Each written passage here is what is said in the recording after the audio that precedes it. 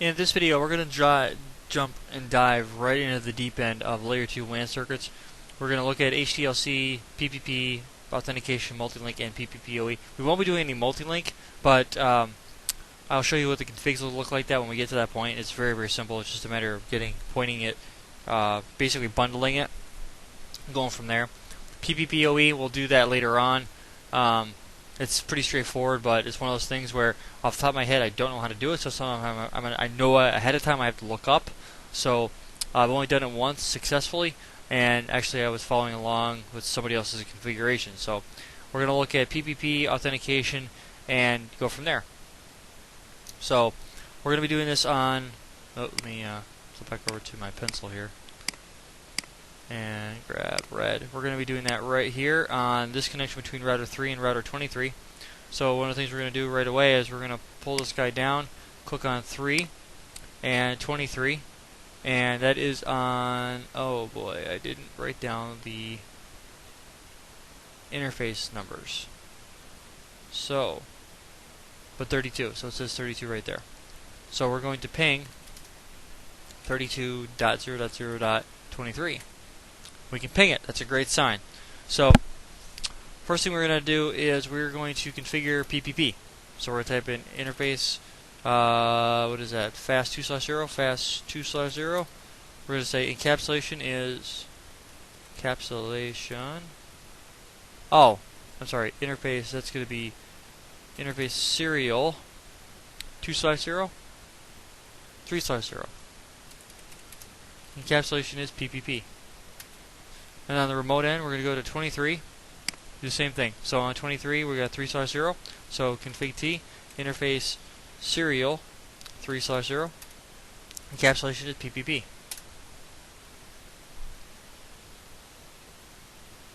Down to up, so that's exactly what we're looking for. Now, we're going to look at authentication. Now, you might be thinking, okay, that was really, really simple. I don't really need to know how to do that. That's great. But to me, the best way to learn something is to know how to configure it without even thinking twice about it. So, in my opinion, and you may or may not agree with me, in my opinion is when you're going through your preparation. Your preparation to me, and this comes from a friend of mine who just recently passed his CCIE, is if you can't look at the expanded blueprint and know almost instantaneously or within a couple of seconds how to configure that off the top of your head, you need to go back and take a look at that. The reason why I say that is because your core layer 2 switching and your core layer 3 routing are going to be the majority of your exam. I'm not going to be so so adamant about that when it comes to quality of service or your services or your security, but for your core aspects of it, everything that's core, routing, switching, MPLS, BGP, IGP, IPv6, those things should be off the top of your head quick. And almost to the point where you could be listening to a customer say, hey, I've got this problem, what would you do to fix it? And by the time they get to what would you do to fix it, you should go, okay, yep, not a problem, I think we could do this, this, and this. Or you may only be able to come back with one thing, but being able to know how to do this stuff off the top of your head, in my opinion, is going to make the exam that much simpler for you. And that's why I'm going through these videos, so that you and I aren't going to get hung up on anything weird. Now we're going to look at PAP authentication for the first one. We're going to look at CHAP, and then I'm going to have to actually digress and actually look up how to do it when you're changing the name. I think it's by changing the host name, but I'm not 100% sure how that works. So it's one of those things we're going to have to look up the documentation, because you might get a question on the exam that says something to the effect of don't use the default configuration, because by default it uses the host name, where maybe you have to go to the interface level and change it there. So we're gonna have to. I might have to look that up. I might get lucky on the configuration, but we're gonna take a look at that. And then furthermore, we've done PPP PPP there. We're going to authenticate this line right here with PAP, clear text, and then we're going to use CHAP here. Okay, and we're going to use CHAP, and we're going to work our way up in the configuration difficulty. So it's easy to configure PAP, or at least I think so. It's semi-easy to configure CHAP. and it's a little more complicated to change the default behavior and work your way up. So again, we're going to be increasing the difficulty as we go up. So the more difficult these scenarios get, and the bigger the topologies are, the more things are going to pop into play, which is what you should be really doing to yourself. You should never go easy, because you could walk into the lab and get slammed with something you've never seen before, or not quite sure how to answer the question, and I can only do my best to prepare us. I'm preparing myself as well as you. At least I'm trying to. So we're going to look at this. So on that connection between 23 and 3, we're at the interface level, we're going to say PPP question mark, and it's going to say authentication is going to be the top there, or near the top. Authentication, and we're going to say it's going to be PAP question mark, and what we're going to do is we're going to hit enter. We're going to say PAP, or let's see here, we have to type in, it's been a little bit since I typed this in, so PPP PAP, that's what it was, PAP, and we're going to say sent username is going to be R23, and the password is going to be Cisco. Okay, and then we're going to do this exact same thing on the other end. So do show run interface serial 3/0. I should actually pause the video and put a different document out there with the interface names.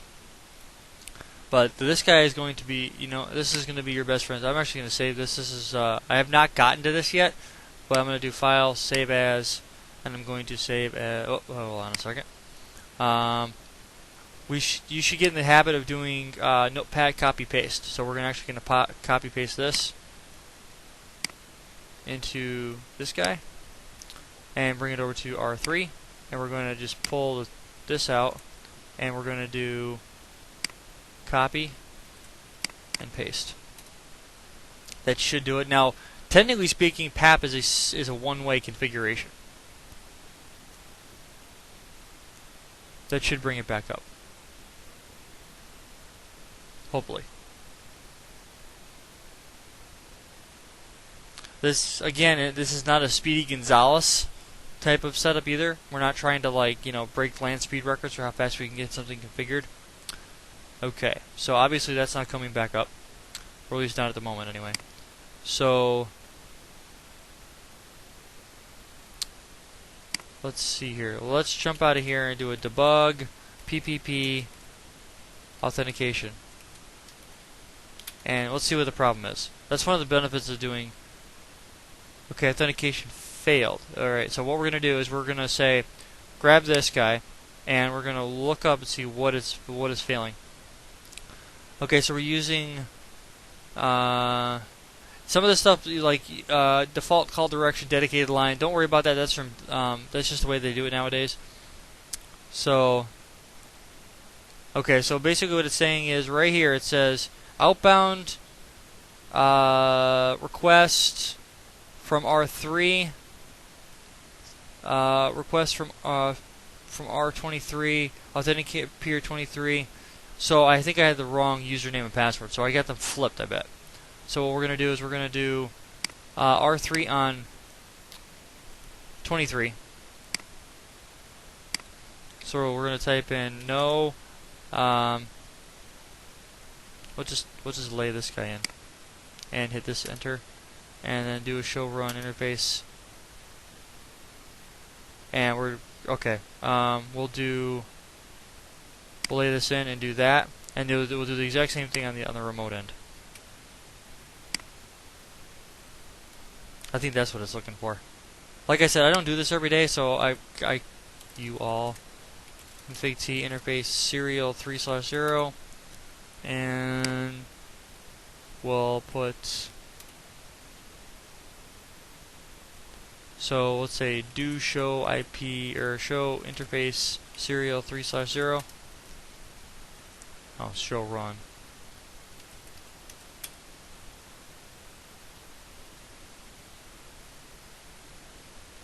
Okay, so do debug PPP Authentication.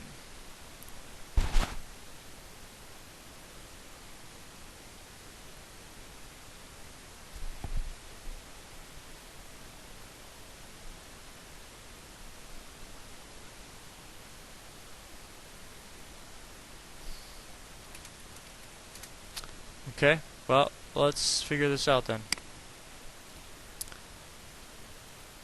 Oh, you know what? Hold on a second. I think I'm good. I think I'm good. I think I know what the problem is. We're gonna actually exit out of here, and we're gonna say username name is gonna be R3, and the password is going to be Cisco. I'm gonna do the same thing on the remote end. We're going to say exit out of here. Username is going to be R23. Password is going to be Cisco. I think that might work.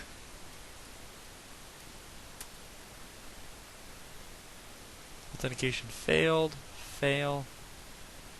Alright, maybe it's the reverse end then.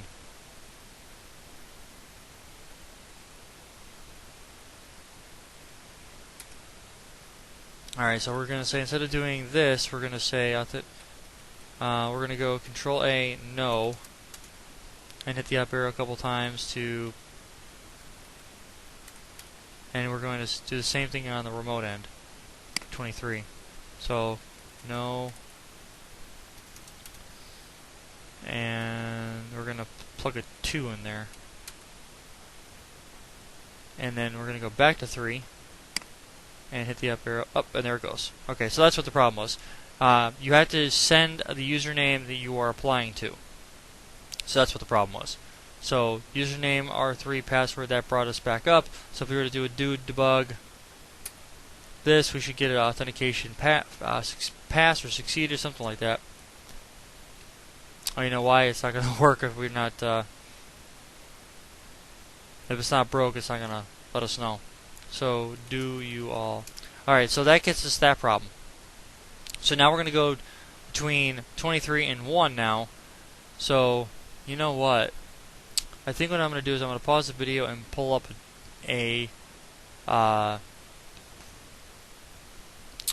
pull up the one with the interfaces identified. Okay, now that I've got the one with the interface IDs, that's going to make life a little simpler. Alright, so we've got PAP authentication here with PPP. We're going to enable that down here as well with CHAP and see how that works. So we're going to click on our thing here. We're going to go to, on R3, we're going to go on R1. On the connection between there, we're going to say that's going to be 133 or 123. So we're going to go to global config and type in interface serial 3/0 and type in encapsulation is PPP. And we're going to do the same thing on 23. So interface serial 3/1 encapsulation is PPP. Alright, so that's going to keep our bouncing, because the reason why it bounces is because of the fact that it's got to flip between HDLC and PPP. So there's an encapsulation bounce. So that's why it goes down for that 100 milliseconds or tenth of a second or something like that. So the next thing we're going to look at is we're going to do CHAP authentication. So what we're going to do is we're going to type in PPP authentication is going to be CHAP. Now we can do other ones like MS CHAP and stuff like that. We're not going to deal with that. But what we're going to do is we're going to say, I believe that's all we have to do on both ends. So we're going to go, that's going to bring the interface down. We're going to copy this over to R1 and do the same thing underneath there. Alright, so now that we've done that, the next thing we have to do is we have to type in PPP, and I believe CHAP is sitting right there, which it is. So CHAP, and then we're going to say, normally what you would do is you would set the username and password globally. So the way that you would normally do it is you would set, username, password, and go from there. So what we're going to do is we're going to say host name is going to be, we're going to say is R1, and we're going to say enter, and then the password is going to be 0, which is not encrypted, Cisco. Because in most cases what we're going to see in the exam is going to be just that. So we're going to type in do show run interface serial 3/0. And we're just going to copy that config over. So we're just going to we're going to pull up the notepad again. We're going to blow that away. We're going to take this information right here, and we're going to copy and paste it over here. And paste, just flip this around to be R23, and we're just going to copy and paste that over to R23, like so, and right click and paste, and now that should fix our problem, hopefully.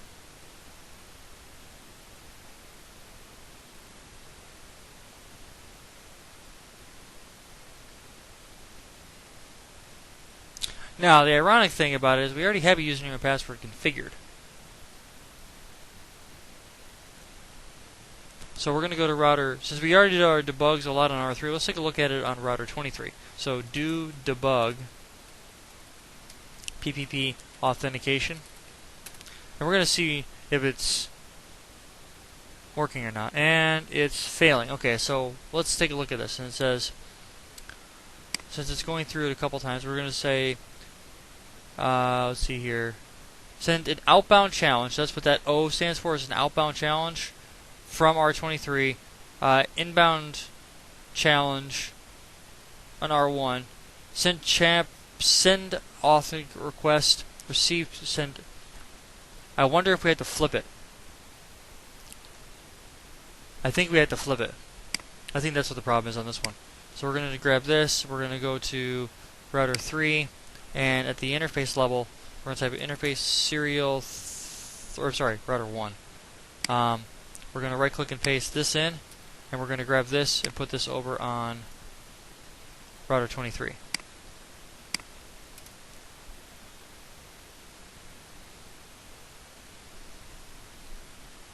Oh, and no. Pass. No. Hold on. Alright, so hold on a second. Let's see here for a second. Alright, so we get a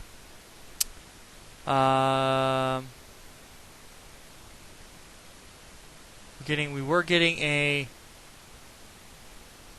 local name. So it says ignoring challenge with local name. So we were basically sending it from ourselves, and we could like, okay, couldn't do that. So then we're getting a, again, same issue. Now we're getting a receive local login response pass, but it's still saying we're failing. So let's take a look at, let's go to router 1 and do a do show run interface, that interface, and okay, so 23.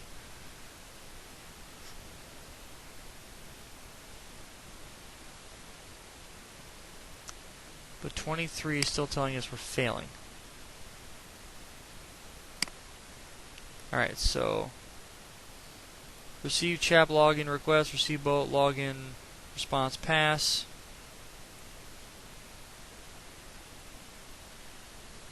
Let's see here. 25 message authentication has failed. I'm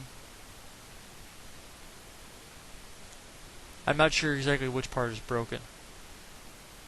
So this is what we're going to do. I'm going to let that run. What I'm going to do is I'm going to jump over here to the configuration guide. I'm going to type in iOS software, because at this point I don't know what's broke. And we're going to go look at some older documentation, because I'm not sure exactly what the issue is. So it takes a while. Holy mackerel. Alright, so we're going to click on iOS. We're going to click on 15 MNT and 15.5. And then we're going to look at dial. Let's see here. IP.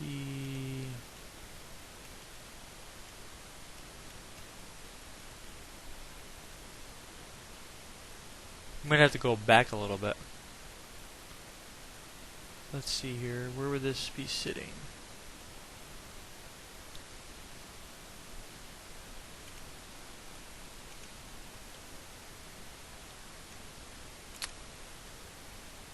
LAN switching guide? I don't think that'd be in there. No, I didn't think so. Let us see here.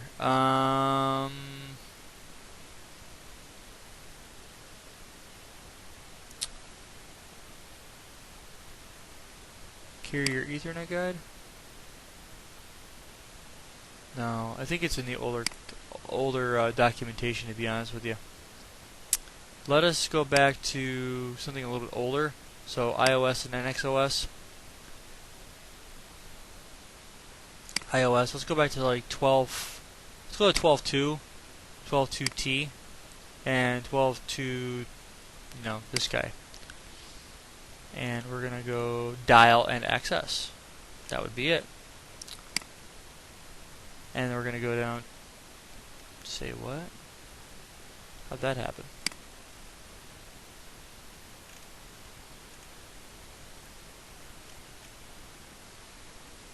Dial and access, select your product. Oh, it's like it doesn't even exist.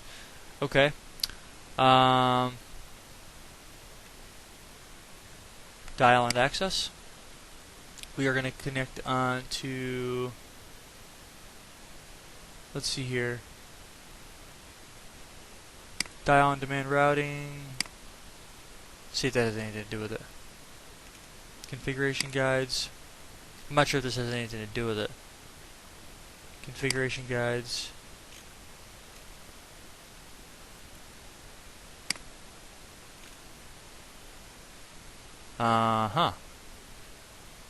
ISDN.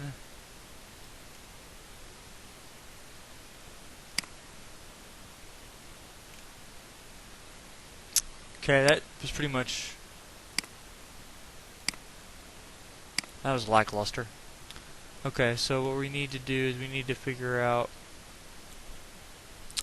Alright, well, what I'm going to do is I'm going to call an audible on this guy. I'm going to click on Google and I'm going to type in PPP CHAP Authentication. And I'm just going to see where it's located here. Technology support. Alright, so one-way and two-way authentication. So the way we need to configure this is there should be a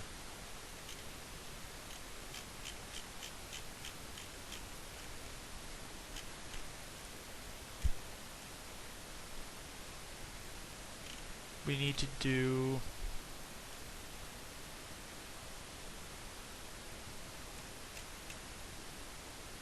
passwords are identical at both ends. The router name and password are exactly the same, but they are case sensitive. So on the interface using encapsulation PPP, use the CHAP authentication on both routers. That guy. Configure username and passwords to issue the username where but by default the router uses its host name to identify itself to the peer. However, the CHAP username can be changed through the that guy. So we could do it that way. That's one way to get it operational. So it's actually let's go to this one. So now we know that if we need to come back to this document, it's home, technology support, WAN, PPP, and troubleshooting. And then we're going to say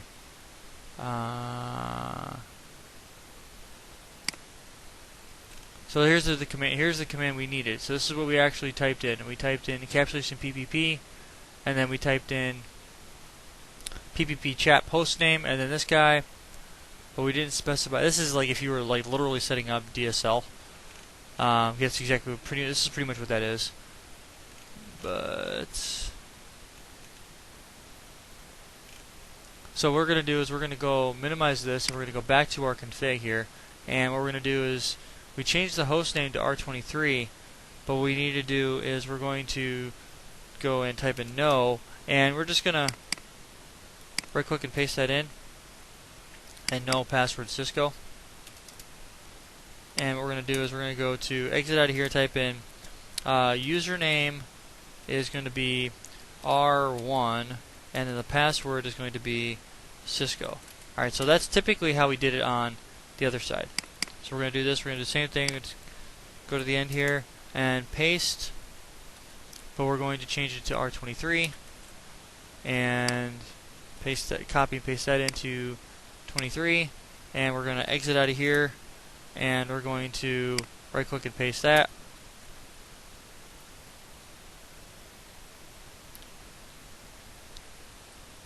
And then we're going to go to do show run interface serial 3/1, and we're going to go to interface serial 3/1, type in no, and we're going to yank this config out.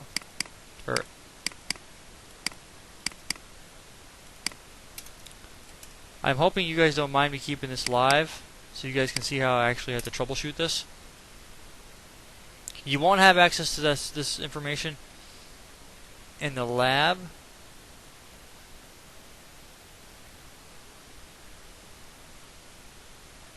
Fail.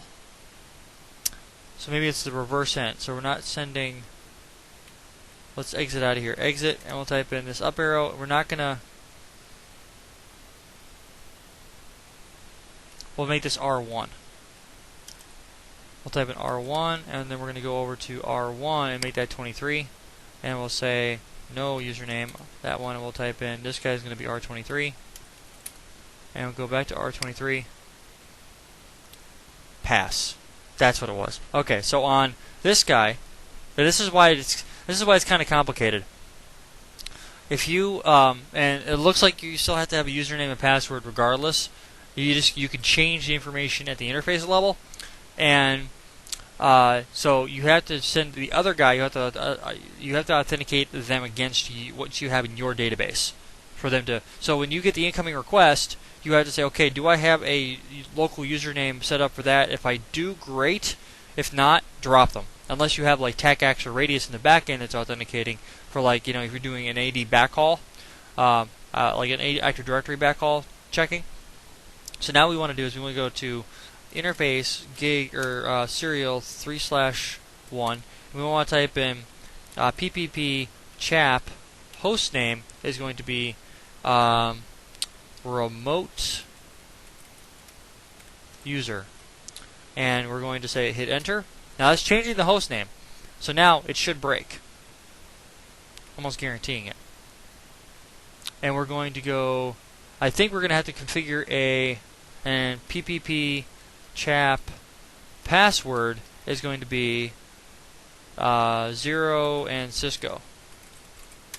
Alright, so we're going to do that on this end, and we're going to do the exact same thing on the remote end. And I think we have to have on 23, I think we're going to have a exit out of here and type in. We'll type this in, see if this works. So let's do a do show. Actually, I'll just be able to punch this in a couple times. So we're just going to grab this information right here, Alt, and do this. So let's do column editing mode. We're going to just put that in there. We're going to go to R1. We're going to go to interface serial 3/0, and right click and paste that information in, and see if this still. If that breaks it, we know that wasn't the right way to do it. And I'm not sure if that's going to work or not.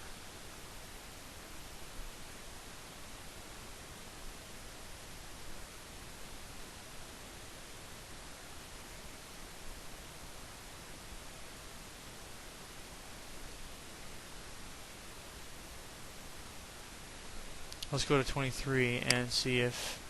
Alright, so we've got the debug on. Ever since we fixed it,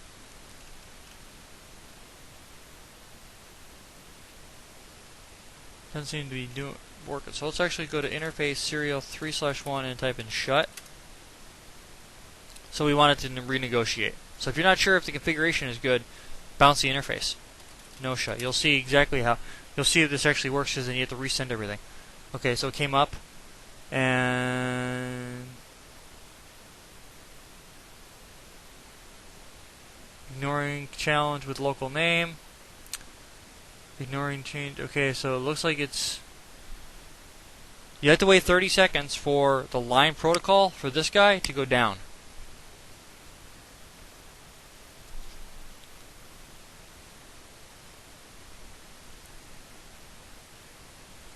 Alright, so apparently right now it's not working, from what I can tell. So we got timeout 1, timeout 2, timeout 3. So I'm guessing one of these times it's going to finally just fall, because now we're around the 30-second marker. 4 every 10 seconds, I think. Okay, and it never went down. So now, but we have a debug issue now. Before we didn't. So let me exit out of here and type in username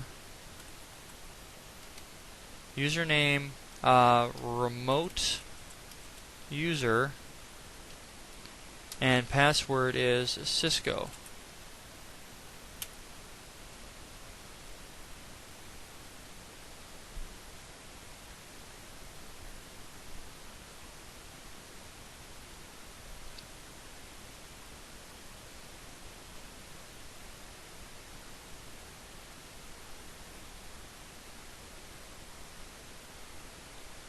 Alright, well I'm not seeing that doing anything for us.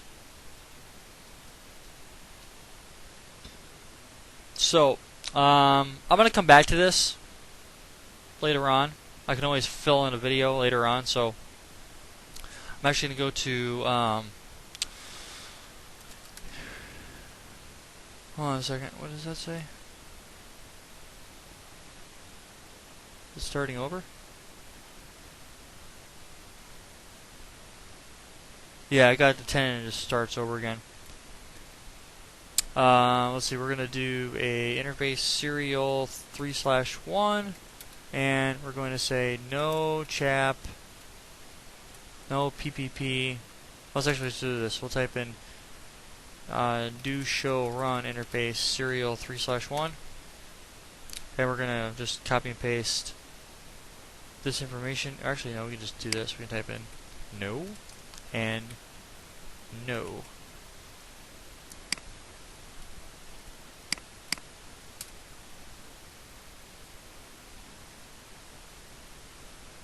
And do the same thing on router 1. Yeah, router 1 was down, now it's up, and 23. I was able to pass. So I'll come back to that. I'm not sure why that's not working, but that's the only thing that I've always had a problem with, is getting it to work across with unique host names at the interface level. I've never gotten that to work before, so I'll have to take a look at that and see exactly why that's not working. I'm going to put a side note in there. So as far as we're concerned, we can do PPP authentication using both PAP and CHAP. With PAP, let me review this video real quick. I think that's what I'm going to start doing too. Is we're going to drop out of here and do on show R3. We're going to do a show run, and we'll just do a quick recap of what we learned. So right here we have username R3, password Cisco, and we're using PAP authentication underneath this configuration right here. So you have to have the local router. So in this case, we're on router 3. We have a username and password of R3 for that going across. And because we're using PAP, that's how we're sent username, password, R23 password 0 Cisco. You have to have that on the same thing on the remote end, but or wait a minute. Let me do this real quick. Config T interface serial 3/0. Type in no and yank that out of there.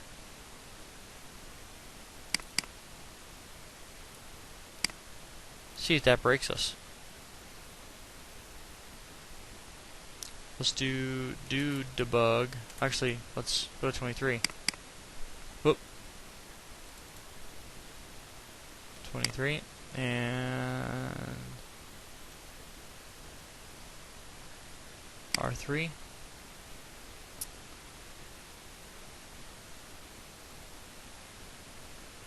As long as, I believe, as long as you have do debug PPP authentication, I don't think we're going to have any problems. The reason I say that is because of the fact that if we have the username configured globally, which we do, and we're using PAP at the interface level, which we are, it should automatically pull this. We shouldn't need the sent username, because this is more or less of a client setup to where you would authenticate with the server on the upstream side. So the 23, we're going to do a do show run interface serial 3/0. We're going to pull that configuration out of there. So no. And because we have it globally configured, we should be fine. And hopefully, because I didn't turn the debug off. But I'm almost tempted to shut the interface off and bring it back up and see if that fixes it.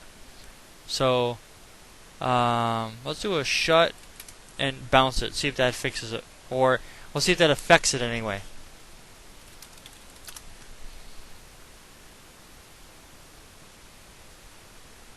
Yep, that's fine. It does exactly that. There's a question. It keeps showing up AAA in there. How would that adversely affect your authentication?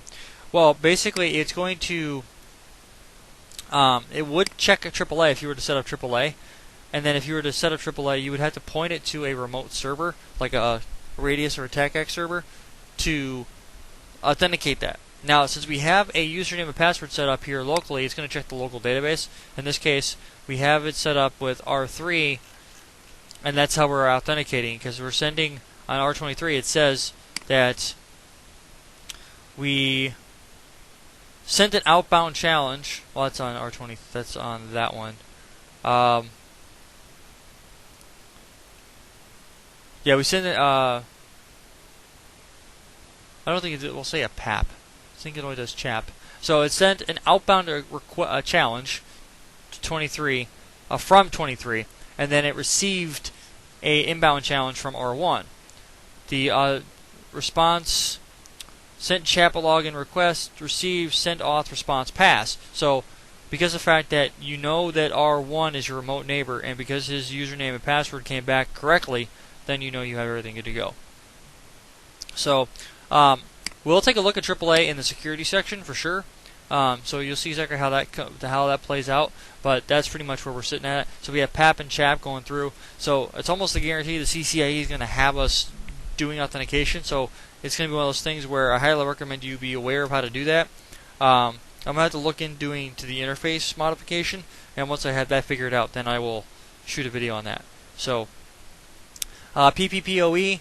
I'm going to hold off on that one because the fact that it's an Ethernet-based configuration, and well, actually you can use it over serial, but every time I see it's over Ethernet, and it's DSL effectively. So that's where I'm at with that. So I hope this has been informative for you, and I'd like to thank you for viewing. There's a question. HDLC, is there anything specific about that we should be aware about? No, because there's nothing you can do with HDLC. So if I was to go to, let's go to our diagram real quick. So let's go to serial interface 3/1 on router 1. So we'll pull this guy up and go to router 1. So we'll type in config interface serial 3/1. Encapsulation HDLC. If we were to type this in, that's the only option you have, because it's an open standard, but it's Cisco's default. So there's nothing you can do with that. You can't type in HDLC and expect to do anything. There's nothing there. So you won't have to worry about that. What does it stand for? High Level Data Link Connector. That's what that stands for. It's just a default encapsulation type. There's absolutely nothing you can do with it. You can't authenticate it. You can't compress it. There's nothing that's out there for HDLC. You can do all kinds of stuff with PPP. You can do, if I remember correctly, there's like header compression. So you can do like, I think is it header compression? No, it's TCP. No, it's globally. Exit out of here. Header. There's something in here. TCP. IP down at the bottom here, TCP, and you can type in no, that's with PPP. I'm sorry. So we'll go into, for instance, we'll type in interface serial 3/0. We'll type in PPP.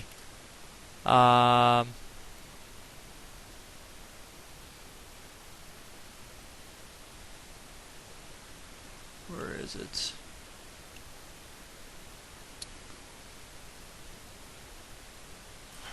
I forget where it actually sits. Reliable link? No. I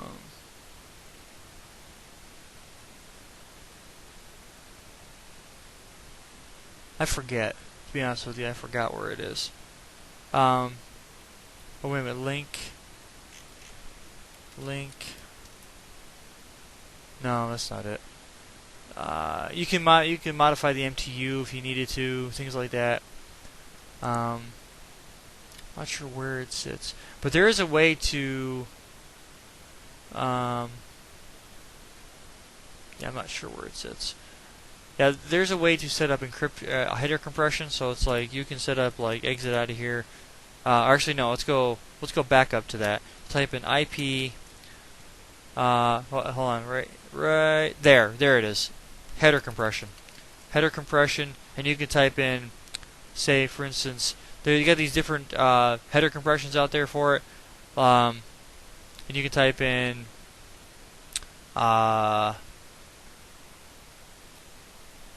You revert to the.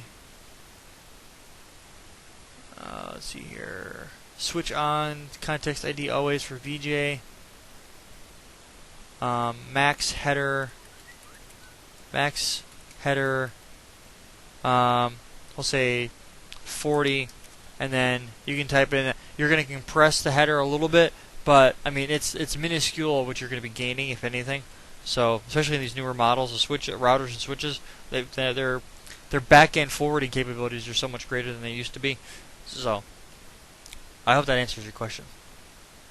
It does. Cool. So yeah, that's about it for this video. I hope this has been informative for you. I want to thank you for viewing.